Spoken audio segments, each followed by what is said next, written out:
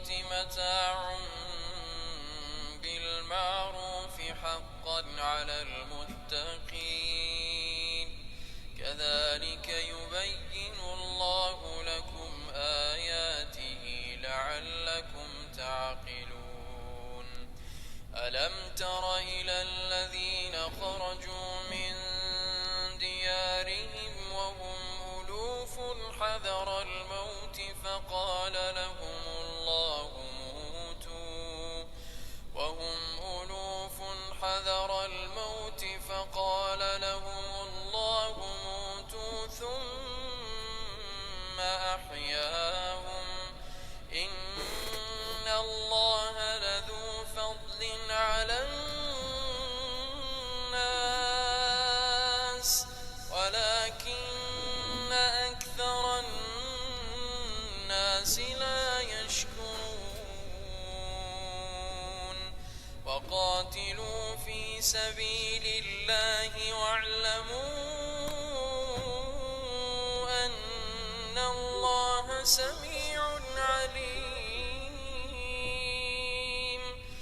من ذا الذي يقرض الله قرضا حسنا فيضاعفه له أضعافا كثيرة والله يقبض ويبسط وإليه ترجعون.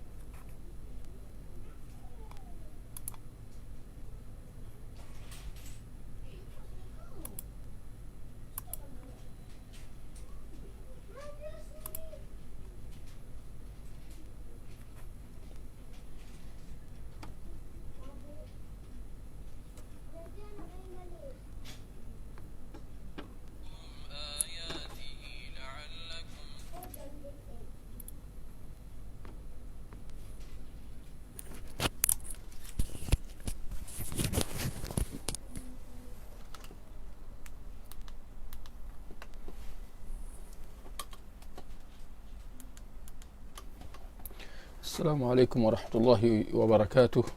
إن الحمد لله نحمده ونستعينه ونستغفره ونعوذ بالله من شرور أنفسنا ومن سيئات أعمالنا من يهده الله فلا مضل له ومن يضلل فلا هادي له وأشهد أن لا إله إلا الله وحده لا شريك له وأشهد أن محمدا عبده ورسوله أما بعد. Ikhwah, tuan-tuan dan puan-puan muslimin muslimat yang dikasihi, bertemu kita dalam daurah kita membaca kitab hadis 40 karangan Imam An-Nawawi rahimahullah. Dan tuan-tuan dan puan-puan, boleh kita lihat untuk malam ni kita membaca hadis yang ke-46. Ya, kita akan membaca hadis yang ke-46 berkenaan setiap yang memabukkan adalah haram. Setiap yang memabukkan adalah haram. Baik, boleh kita lihat hadisnya, hadis yang ke-46. An Abi Burdah an abihi an abihi Abi Musa al-Ash'ari anna an-nabiy sallallahu alaihi wasallam بعثه إلى اليمن فسأله عن أشربة تصنع بها فقال وما هي؟ قال البتع والمزر.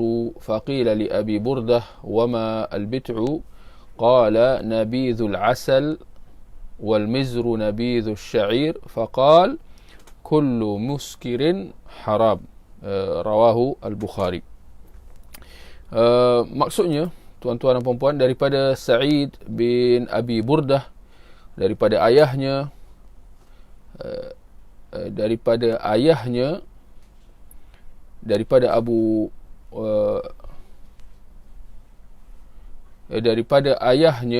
Abu Musa al-Ash'ari radhiyallahu anhu, bahawasanya Nabi SAW mengutusnya ke negeri Yaman. Lalu dia pun bertanya kepada Nabi SAW tentang hukum minuman yang dibuat di Yaman. Nabi SAW pun bertanya kepadanya, apakah minuman tersebut? Dia menjawab, al-bid'u dan al-mizru, ya, al-bid'u dan al-mizru. Sa'id bin Abi Burdah bertanya kepada Abu Burdah, apakah itu al-bid'u? Dia mengatakan al-bid'u ialah nabiz madu. Nanti kita akan jelaskan lagi. Al-bid'u ialah nabiz madu, dan al-mizru adalah nabiz gandum. Ya, maka Nabi SAW bersabda, setiap yang memabukkan adalah haram. Ya, hadis sahih riwayat Bukhari. Tuan-tuan dan puan-puan, pada malam ini kita akan membahaskan hadis yang ke-46 ini, dan ada perkara-perkara yang boleh kita sentuh daripada hadis ini. Dan percaya atau tidak, tuan-tuan dan puan-puan, hadis yang baru kita baca tadi membahaskan tentang hadis berkenaan nabiz. Ya, hadis ni membahaskan hadis yang menyebut tentang nabiz. Ya, nabiz. Nabiz kalau atau boleh saya kata, nabiz antara maksudnya ialah arak. Ya, nabiz antara maksudnya ialah arak. Dan dalam perbahasan tentang nabiz ini, jangan terkejut, ya, kalau sekiranya telah sabit daripada Nabi SAW bahawa baginda minum nabiz. Ya, telah sabit, ya, dalam hadis riwayat Muslim bahawa Nabi minum nabiz. Dan daripada hadis ini timbulnya kekeliruan, ini yang kita akan sentuh nanti, bagaimana sebahagian pihak-pihak, khususnya musuh-musuh Islam lah, yang nak mengelurkan umat Islam, mereka menggunakan hadis tentang nabiz ini, ya, atau mereka menggunakan hadis berkenaan Nabi minum nabiz untuk mendakwa bahawa Nabi SAW minum arak. Ya, jadi sedikit sebanyak ini ada syubhatnya yang perlu kepada penjelasan. Ya, ditambah lagi dengan adanya khilaf dalam kalangan para ulama tentang apakah minuman arak yang haram. Mungkin ada yang terkejut, bukan ke arak ni semua haram? Dia ada isu dia, ada isu di sebaliknya. Dan tak salah untuk kalau kita mantapkan lagi pemahaman kita tentang perkara-perkara ni, ada perkara tentang, ya, arak, ya, serta permasalahan-permasalahan yang berkait dengannya, termasuklah, ya, berkenaan minuman nabiz. Ya, minuman nabiz yang disebut dalam hadis 46 yang kita baru baca tadi. Baik, sebelum itu, tuan-tuan dan puan-puan, ya, hadis ini daripada riwayat Sa'id bin Abi Burdah daripada ayahnya, daripada Abu Musa al-Ash'ari, ya, daripada sahabat bernama Abu Musa al-Ash'ari, dan beliau radhiyallahu an merupakan antara sahabat yang diutus Nabi SAW untuk pergi ke negeri Yaman. Ya, negeri Yaman. Yaman pada hari ini yang bergolak, semoga Allah mengembalikan keamanan ke bumi Yaman dalam masa yang terdekat, dan memberi kekalahan, ya, ke atas puak-puak Houthi yang menimbulkan kekacauan di negeri Yaman tersebut. Baik, jadi Abu Musa, beliau di antara sahabat yang lain ialah Muaz bin Jabal dan juga Ali bin Abi Talib. Ya, mereka ini sahabat yang diutus oleh Nabi SAW pergi ke negeri Yaman sebagai pendakwah, ya, sebagai pendakwah untuk mereka sampaikan dakwah Islam buat penduduk negeri Yaman, ya, pada zaman Rasulullah sallallahu alaihi wasallam. Baik. Jadi kita lihat dalam hadis ni, kiranya Abu Musa Al-Asy'ari radhiyallahu anhu dia mengatakan bahawasanya Nabi sallallahu alaihi wasallam, atau sebelum itu, ya, sebelum itu, tuan-tuan jangan keliru. Mungkin boleh kita kata Abu Musa Al-Asy'ari ni seorang Abu Musa Al-Asy'ari. Abu Musa Al-Asy'ari ini sahabat. Dialah yang meriwayatkan hadis yang sedang kita bahaskan. Ada satu seorang lagi, Abul Hasan Al-Asy'ari. Abul Hasan Al-Asy'ari jangan keliru. Beliau adalah tokoh yang dinisbahkan kepadanya mazhab Asy'ariyah. Beliau ni datang jauh kemudian, ya, pada kurun ketiga, meninggal pada kurun keempat, ya. Beliau ni lain. Jadi sahabat yang meriwayatkan hadis ni nama dia Abu Musa Al-Asy'ari, yang dinisbahkan kepadanya mazhab Asy'ariyah itu Abu Al-Hasan Al-Asy'ari. Wallahu alam, barangkali kedua-dua mereka datang daripada kabilah yang sama, ya, zahirnya begitu, ya, kalau ingatan saya benar, ya. Baik. Jadi Abu Musa Al-Asy'ari, ya, radhiyallahu anhu, tuan-tuan dan puan-puan, dia mengatakan bahawasanya Nabi sallallahu alaihi wasallam mengutusnya ke negeri Yaman, ya, yang terletak di selatan Madinah atau selatan negara Arab Saudi pada hari ini, di semenanjung tanah Arab. Lalu Abu Musa Al-Asy'ari bertanya kepada Nabi sallallahu alaihi wasallam tentang hukum minuman yang dibuat di Yaman. Yakni Abu Musa dia bersiap sedia, ya, untuk dia nak pergi ke Yaman, dan dia bertanya kepada Nabi sallallahu alaihi wasallam tentang perkara-perkara yang penting untuk dia ambil tahu, supaya dia dapat bersiap sedia apabila sampai ke negeri Yaman tersebut. Jadi Abu Musa ditanya tentang air minuman di negeri Yaman. Nabi sallallahu alaihi wasallam, ya, kita maklum bahawa Nabi sallallahu alaihi wasallam dia tak pernah sampai ke negeri Yaman. Jadi baginda pun bertanyalah, apakah minuman tersebut? Apa minuman yang kau maksudkan yang diminum oleh penduduk Yaman? Jadi Abu Musa Al-Asy'ari pun menjelaskan al-bit'u dan al-mizru, ya. Al-bit'u dan al-mizru. Di sini ada perkataan mencelah, ya, ada celahan daripada perkataan perawi yang meriwayatkan hadis ni, iaitu siapa tadi? Iaitu Sa'id bin Abi Burdah. Dia bertanya kepada Abu Burdah, iaitu perawi yang meriwayatkan hadis ni, apakah itu al-bit'u? Maknanya dia yang mendengar riwayat hadis ni, dia bertanya apa tu al-bit'u, yang ditanyakan oleh Abu Musa Al-Asy'ari kepada Rasulullah, ya. Apa al-bit'u dan apa itu al-mizru? Maka Abu Burdah yang meriwayatkan daripada Abu Musa, dia menjelaskan al-bit'u ialah nabidh madu, manakala al-mizru adalah nabidh gandum, ya. Itu dia. Abu Musa bertanya kepada Nabi sallallahu alaihi wasallam tentang dua jenis minuman ini, apa tu al-bit'u dan al-mizru. Al-bit'u ialah nabidh madu. Di sini persoalan, apa maksud nabidh? Ya, apa maksud nabidh?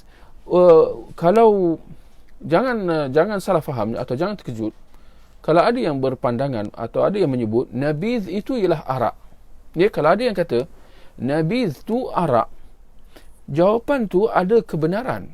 Jawapan sedemikian ada kebenarannya, kerana itu antara maksud nabidh, ya. Antara maksud dia ialah arak, ya. tinggal lagi, boleh kita kata itu, kalau dalam bahasa Inggeris dikata itu half truth. Itu hanya separuh daripada kebenaran. Kenyataan bahawa nabiz ialah arak, itu bukanlah kebenaran sepenuhnya. Maknanya jawapan itu tidak memberi penjelasan tuntas tentang erti nabiz. Jadi di sini maksudnya penting untuk kita faham maksud sebenar nabiz tersebut. Dari segi bahasa, tuan-tuan dan puan-puan, nabiz dia membawa erti nabadha. Dia daripada perkataan kata dasar nabadha, nun ba dhal, ya. Nun ba dhal, nabadha. Nabadha maknanya dia melemparkan. Dia melemparkan, seseorang tu melemparkan sesuatu lah, ya. Maka itu dikatakan nabadha, ya. Nabiz pula dia merujuk kepada jenis minuman. Sejenis minuman. Minuman hasil buah-buahan yang diperap, ya. Minuman hasil daripada buah-buahan yang diperap. Jadi ada beberapa jenis minuman nabiz ini. Antaranya ialah dua jenis yang disebut dalam hadis ini, iaitu nabiz madu dan nabiz gandum. Bagaimana prosesnya? Dia adalah proses campuran air dengan madu. Gitu.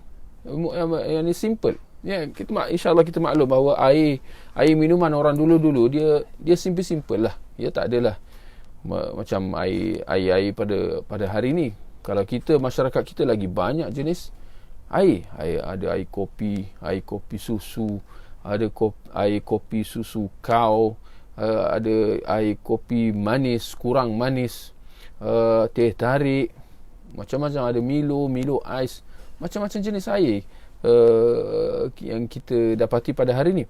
Tapi kalau zaman dulu tidak begitu. Ia jauh sekali daripada minuman bergas, ya, minuman Coca-Cola lah dan sebagainya. Macam-macam minuman pada hari ni. Tapi pada zaman dulu, di samping minum air kosong, kita kata air mineral, mereka ada minuman manis, ya, minuman manis. Ini kita kata minuman manis. Kalau kita hari ini minuman manis kita panggil cordial agaknya, ya. Cordial kan rasanya, kalau tak silap, ya, cordial. Yang ni air yang dicampur dengan bahan-bahan pemanis, ya. Kita biasanya air cordial apa air sirap, kita kata air sirap, air macam-macam lah, ya, jenis air manisan yang dibuat pada hari ni. Zaman dulu ada, boleh kita kata nabiz ini antara jenis air sirap lah, ya, antara jenis air manis pada zaman Rasulullah sallallahu alaihi wasallam, ya. Baik, jadi disebut, ya, dalam hadis ni nabiz madu, iaitu air yang dicampur dengan madu, dan nabiz gandum, iaitu air yang dicampur dengan gandum.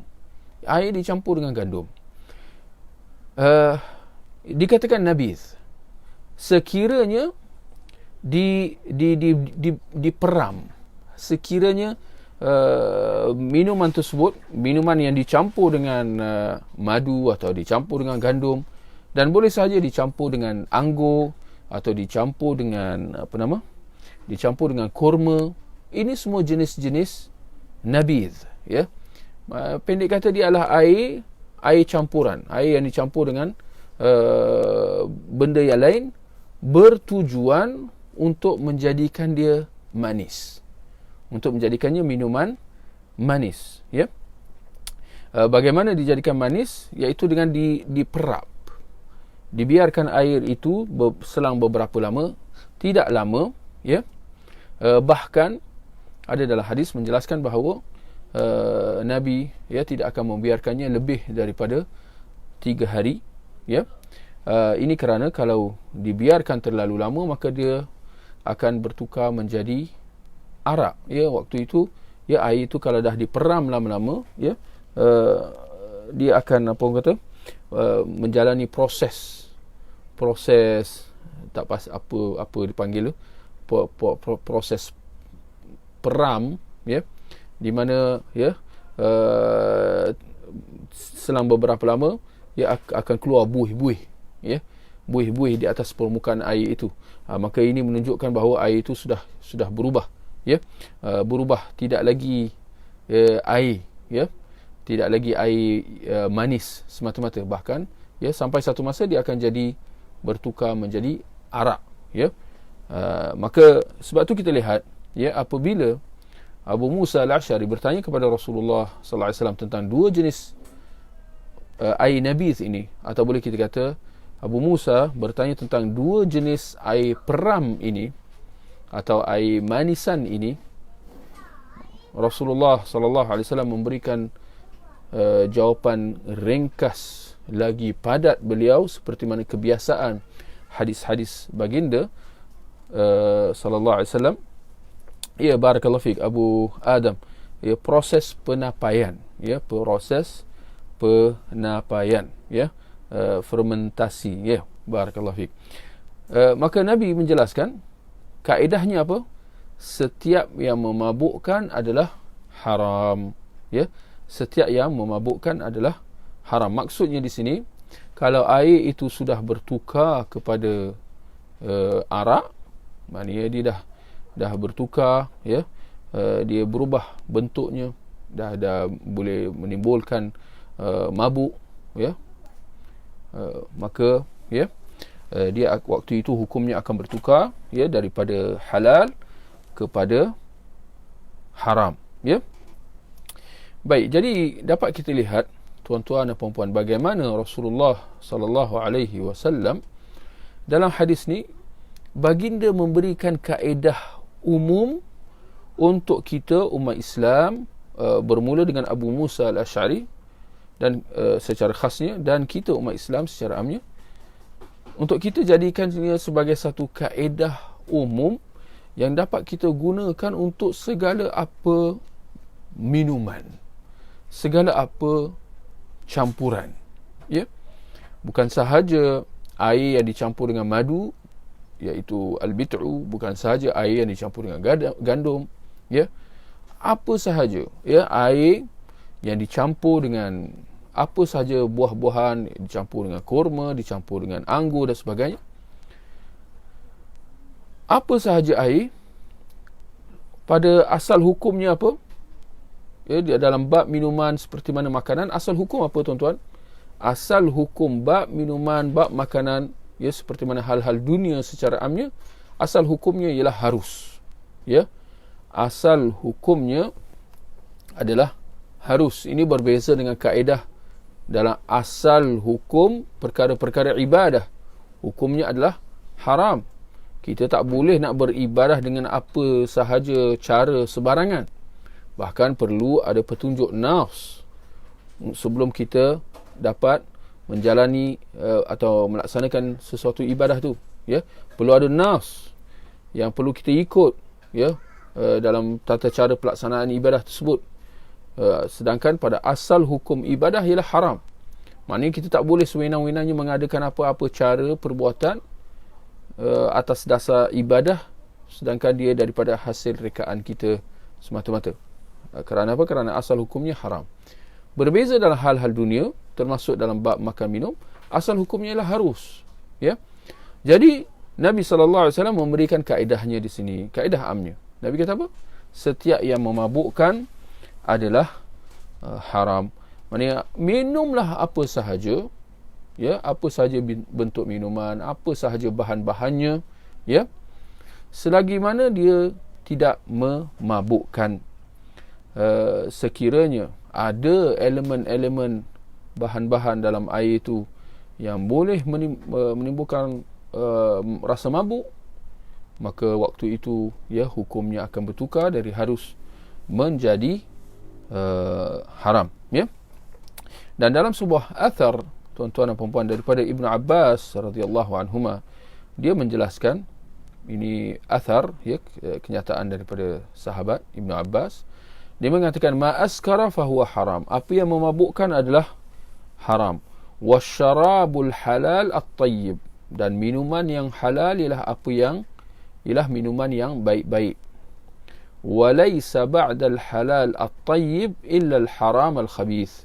Dan tidaklah sesudah apa yang halal yang baik kecuali apa yang haram yang buruk. Tidaklah sesudah apa yang halal yang baik melainkan apa yang haram yang buruk. Maksud kenyataan Ibn Abbas di sini nak kata bahawa suatu minuman itu seperti mana makanan secara amnya, dia hukumnya antara dua. Sama ada dia halal lagi bagus, maknanya bagus untuk tubuh badan kita dan seterusnya, dan sama ada dia haram, sama ada dia haram lagi buruk, antara dua. Maknanya minuman ini di antara dua, sama ada dia halal atau haram. Tidak ada istilah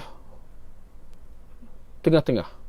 Tidak ada istilah satu minuman itu dia tengah-tengah. Dia halal sikit, dia haram sikit. Atau ada yang istilahkannya sebagai halam. Bukan halal, bukan haram. Bukan halal 100%, bukan haram 100%. Sebaliknya, tengah-tengah. Disebut sebagai halam. Dalam Islam tidak ada perkara seperti itu. Dia sama ada di halal atau haram. Maka apa yang baik-baik itu halal, dan apa yang buruk, seperti mana apa yang memabukkan, maka dia haram. Athar Ibn Abbas itu daripada riwayat Imam Bukhari. Boleh kita simpulkan di sini tuan-tuan dan puan-puan, menyebut tentang istilah nabiz yang mana ada yang salah sangka tentang maksudnya. Di mana kita sebut di awal tadi, ada yang ada yang menyebut nabiz ini ialah arak. Dan kita sebut tadi bahawa itu hanya separuh daripada kebenaran. Maksud di sini ialah apa tuan-tuan? Bahawa nabiz ini dia merujuk kepada jenis minuman, iaitu minuman yang dicampur dengan bahan yang lain. Dia boleh jadi dicampur dengan madu, boleh dicampur dengan gandum, boleh dicampur kurma, anggur dan sebagainya. Maka itu nabiz. Yani minuman air yang dicampur dengan benda lain. Itu nabiz. Maka maksud di sini, nabiz dia merujuk kepada minuman yang tidak memabukkan, seperti mana ia juga digunakan untuk minuman yang memabukkan. Yani nabiz ini tak semestinya dia memabukkan terus. Bahkan dia akan menjalani proses seperti yang kita dah jelas di awal tadi, bahawa air yang dicampur dengan buah-buahan ni, dicampur dengan kurma misalnya, dia tidak akan terus jadi arak. Bahkan pada awalnya dia akan bertukar menjadi air manis. Ini yang disebut, yang kita sebut tadi. Dicampur dengan kurma misalnya, air itu diselang semalaman, dia tak lama tuan-tuan. Kita ambil air, kita letak kurma dalam misalnya, kita perap atau kita biarkan semalaman. Maknanya malam ni kita letak, kita tunggu sampai esok pagi. Esok pagi kita akan dapati air itu dah jadi manis lah. Maklumlah kurma pun manis kan. Jadi air itu akan jadi manis. Ini dinamakan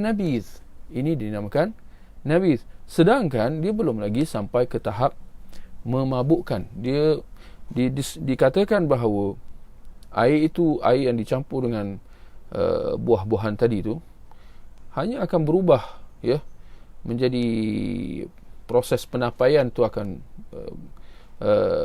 lengkap menjadi arak hanya selepas 3 hari. Proses dia boleh kita kata cepat jugalah. Kalau kiranya kalau hari yang pertama, hari yang kedua, hari yang ketiga, itu boleh lagi. Tapi kalau lepas hari yang ketiga, maka maka waktu itu seperti mana dalam sebuah hadis menjelaskan bagaimana Rasulullah sallallahu alaihi wasallam dia akan mencampur air minumannya dengan buah-buahan, dan Nabi akan diperap untuk semalaman, di mana pada hari esoknya Nabi akan minum, atau Nabi akan biarkan lagi sehingga ke malam esoknya baru minum, atau sehingga ke hari yang kedua hingga malamnya, ya. Kemudian bila tiba, ya, pada hari yang ketiga, waktu itu Nabi sama ada kalau ada sesiapa yang minum, kalau tidak, ya, air yang diperap tadi itu akan dibuang, ya, pada hari yang ketiga itu, ya. Kalau tak ada siapa yang minum lagi hari itu, ya, air itu, ya, akan dibuang oleh Nabi sallallahu alaihi wasallam, ya. Maka nak menunjukkan ada pendekatan berhati-hati yang ditunjukkan oleh Nabi sallallahu alaihi wasallam, ya. Baik. Jadi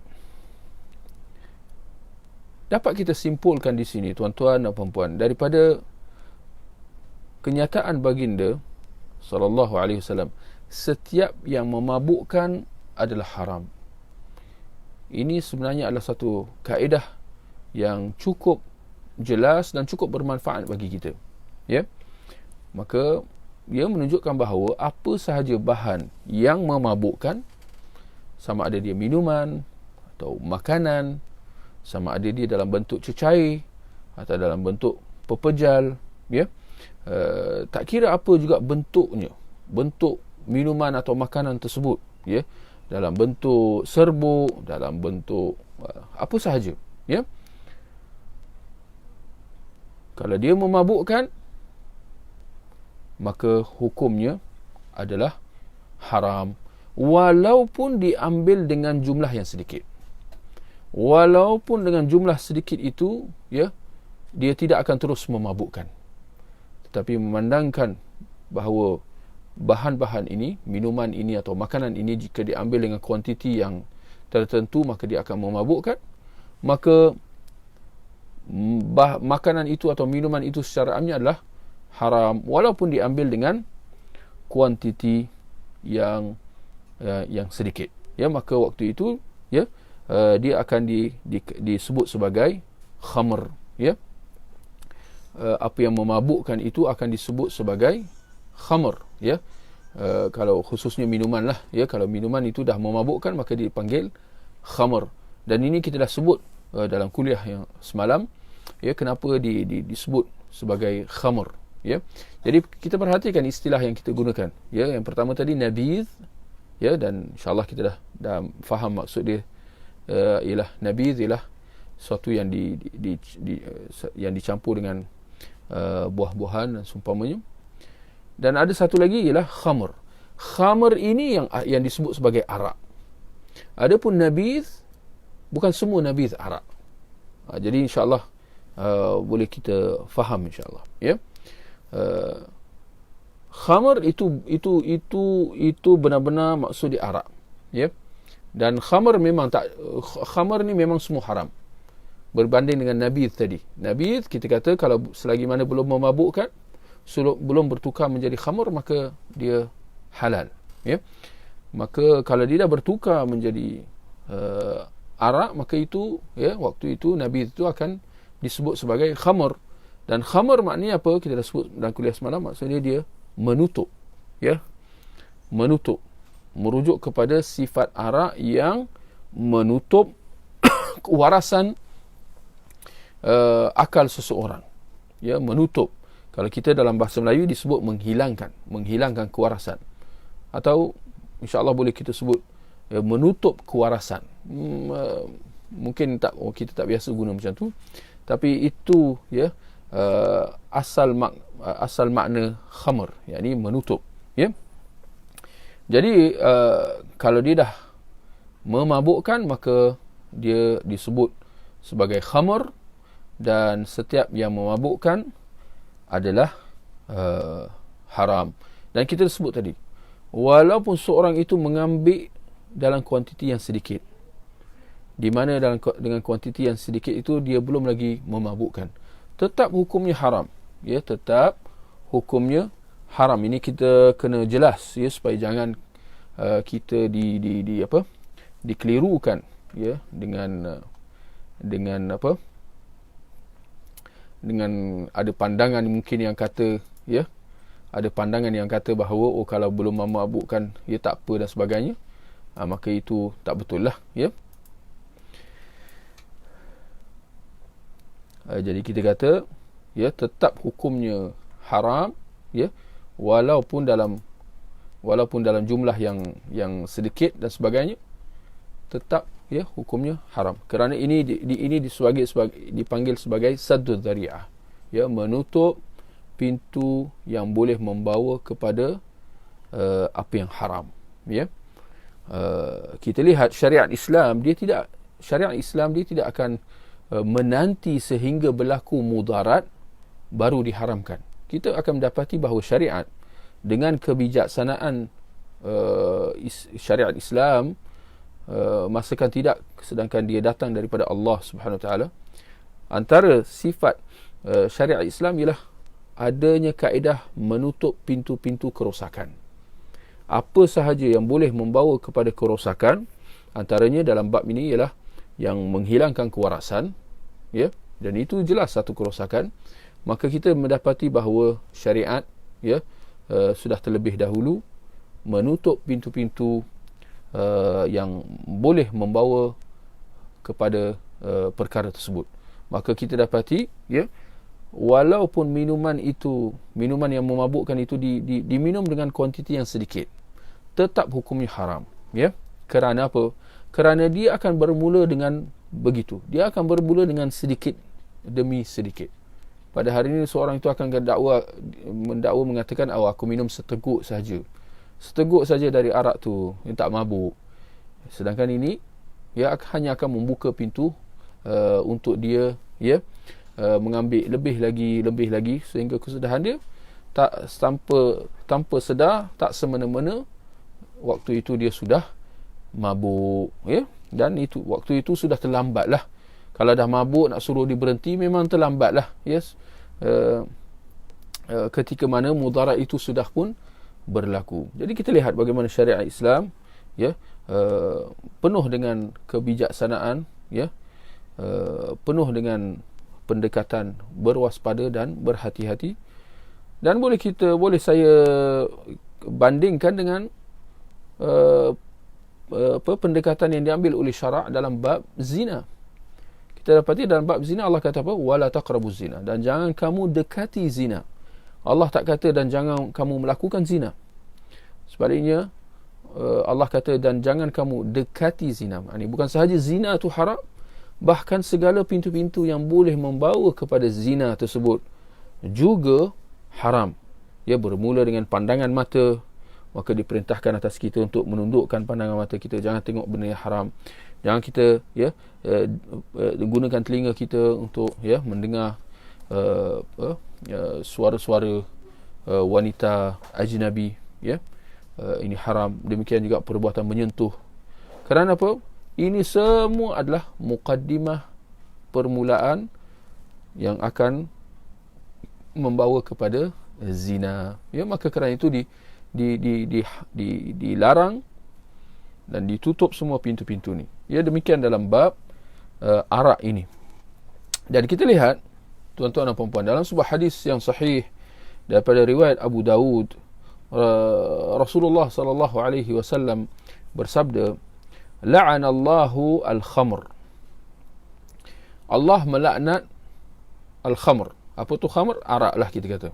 Ya, Allah melaknat arak, wa syaribuha, wa saqiha, wa ba'i'uha, wa mubta'iha, wa 'asiruha, wa mu'tasiruha, wa hamiluha, wal mahmul ilaih, wa akilu thamaniha.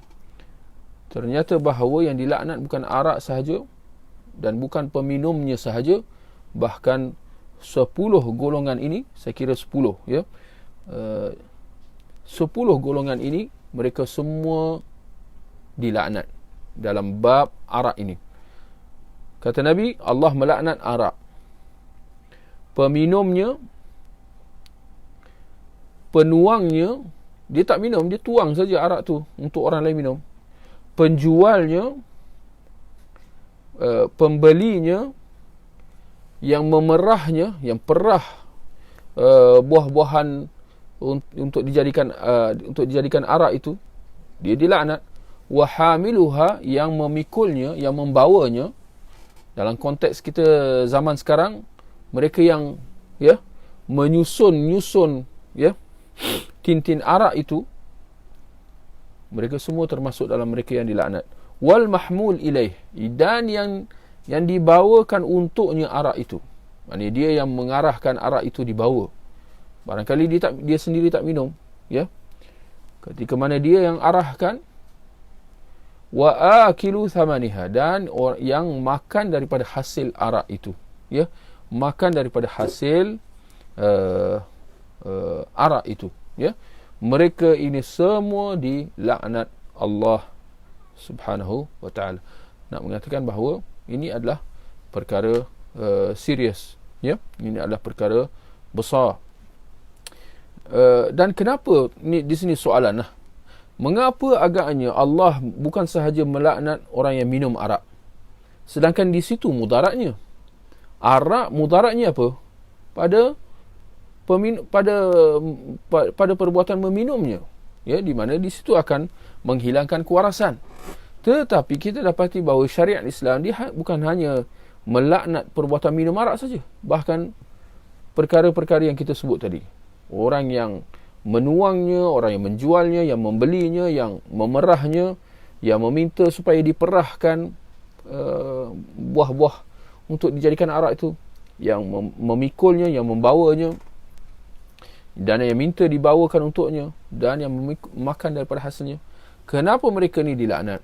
Kerana mereka semua bersekongkol dalam bab arak tersebut. Mereka semua ni bersekongkol, mereka terpalit dalam arak tersebut.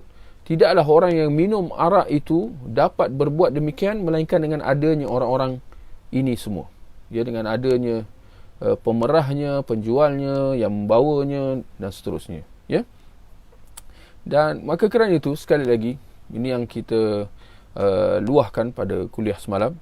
Sekali lagi kita menyatakan rasa tidak senang kita, kegusaran kita, apabila melihat adanya dalam kalangan orang-orang Islam yang terlibat dalam penjualan arak, khususnya anak-anak muda yang bekerja di kedai-kedai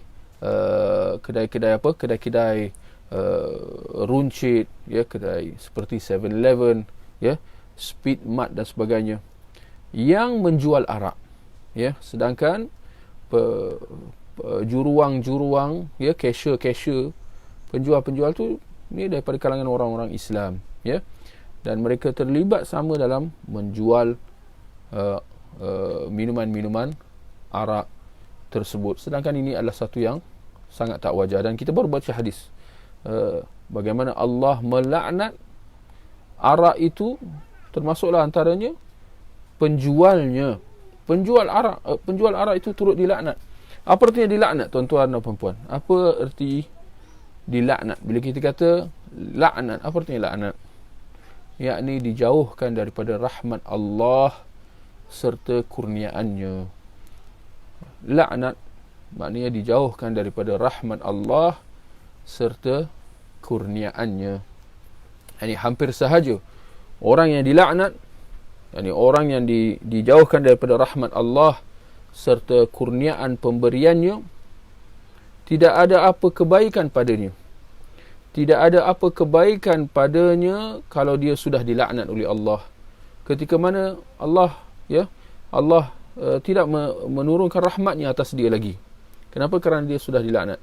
Kalau rahmat Allah sudah tidak lagi turun pada kita, apa lagi yang kita nak? Kerana waktu itu hanya kecelakaan dan kebinasaan sahaja yang menanti buat kita, Baik. Jadi demikian tuan-tuan dan puan-puan perbahasan berkenaan hadis yang ke-46 ini,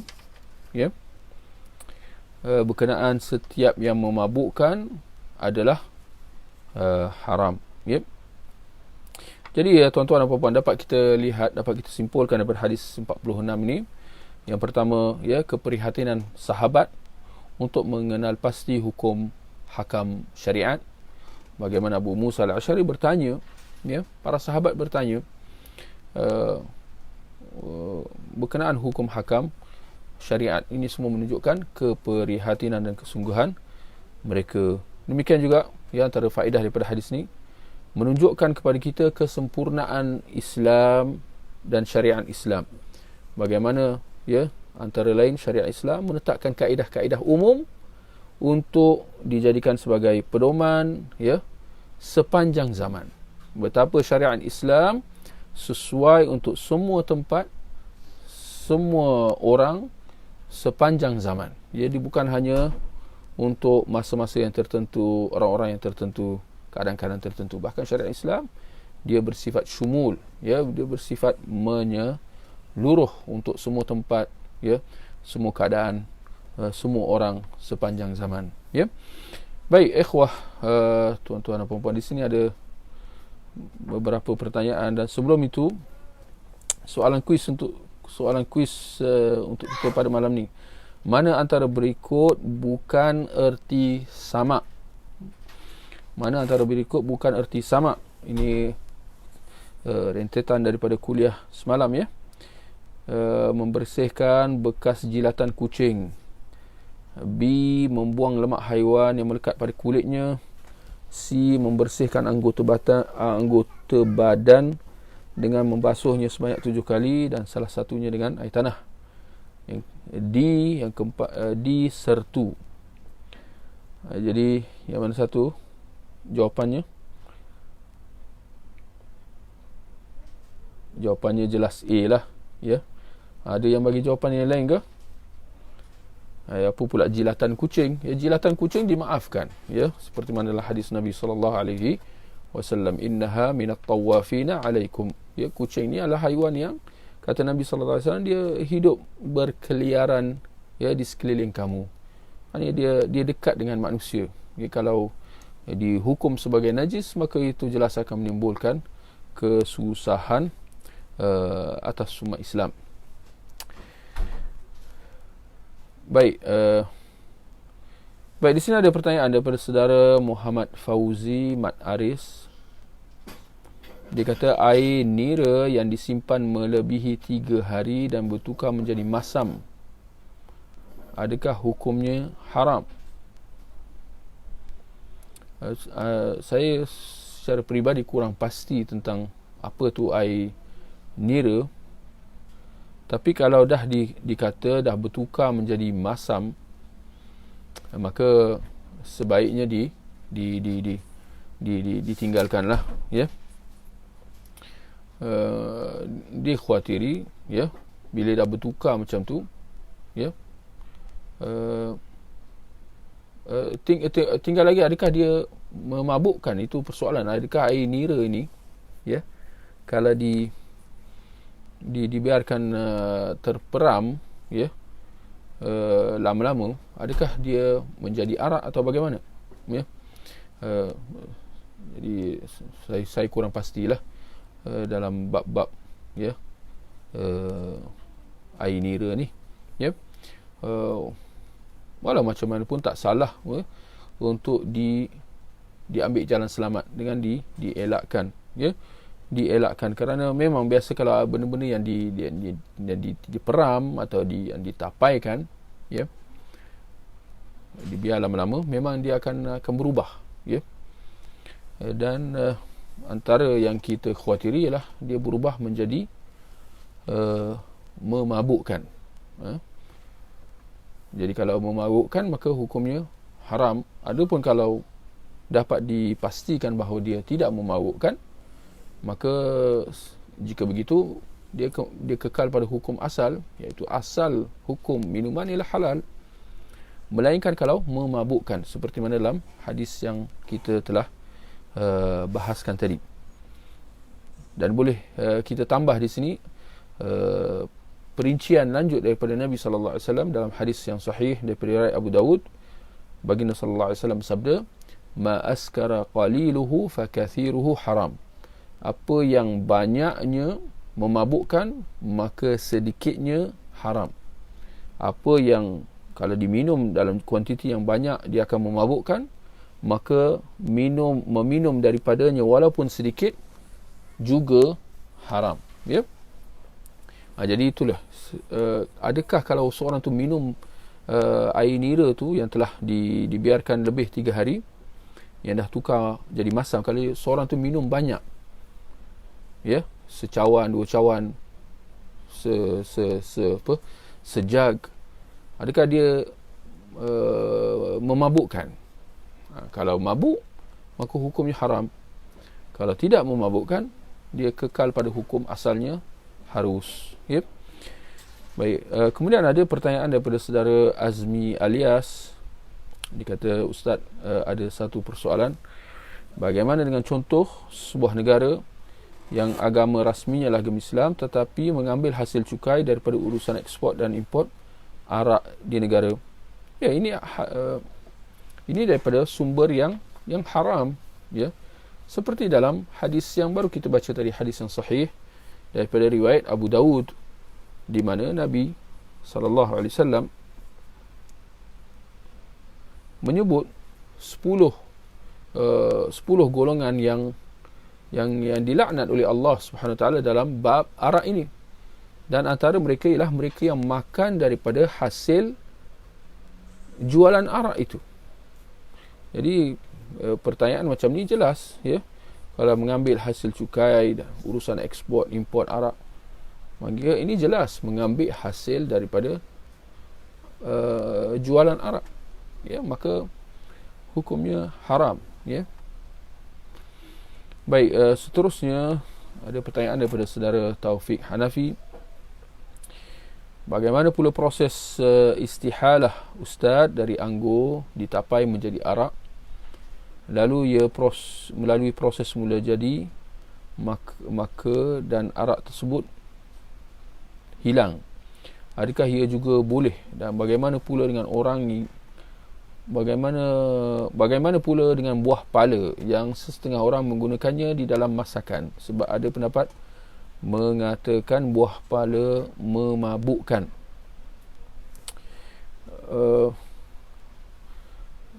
Baik, berkenaan bahagian pertama dalam soalan tadi tentang anggur yang ditapai menjadi arak, dia untuk makluman, ya tuan-tuan dan puan-puan, dia dalam proses penapaian ini, dia sebenarnya dia adalah satu proses kimia, ya. Dia adalah satu proses kimia di mana sesuatu yang dicampur dengan bahan-bahan yang tertentu yang kita sebut tadilah, ya, air dicampur dengan kurma, anggur, madu, gandum dan sebagainya. Kalau dibiarkan, ya, ini kita sebut nabiz tadi, lama kelamaan dia akan jadi arak. Maknanya dia akan jadi memabukkan. Tetapi nak jelaskan di sini, jika ia terus dibiarkan, arak itu lambat laun dia akan bertukar lagi. Dia akan bertukar menjadi cuka. Dia akan jadi cuka. Cuka yang kicap yang kita makan tu. Ya, asal kicap ni dia cuka. Ya, sejenis cuka. Jadi inilah dia sebenarnya proses kita panggil proses alami lah yang dilalui oleh bahan-bahan campuran ini. Ya, dia mula dengan air campuran, bertukar menjadi arak, kemudian dia akan tukar jadi cuka, ya. Jadi dalam pertanyaan tadi dia kata lalu dia melalui proses mula jadi dan arak tersebut hilang. Maksud arak tersebut hilang, saya kira yang dimaksudkan oleh saudara Taufik Hanafi di sini, maknanya waktu itu dia bertukar menjadi cuka lah, ya. Dan kita sedia maklum cuka dia tidak memabukkan. Yang memabukkan ialah arak. Tapi bagaimana dengan cuka? Cuka hukumnya harus. Yang kicap yang kita makan itulah, yang kita pakai itulah, ya. Tinggal lagi adanya permasalahan tentang mereka yang menjalankan proses membuat cuka ini. Ya, pihak-pihak yang menjalankan proses membuat cuka. mungkin saya tidak akan pergi lebih mendalam, ya, kerana dia perlu, ya, kembali kepada fatwa, penjelasan para ulama dan seterusnya. Tetapi apa yang boleh saya jelaskan pada malam ni berkenaan masalah menghasilkan cuka, apa yang disebut oleh para ulama ialah bahawa cuka itu boleh digunakan, tetapi boleh dimakan, ya. Cuka boleh saja dimakan. Bahkan ada hadis di mana Nabi sallallahu alaihi wasallam memuji cuka, ya, menganggap dia adalah sebagai antara makanan yang terbaik, ya. Nabi menganggap cuka antara makanan yang terbaik. Tinggal lagi kita kena jelas bahawa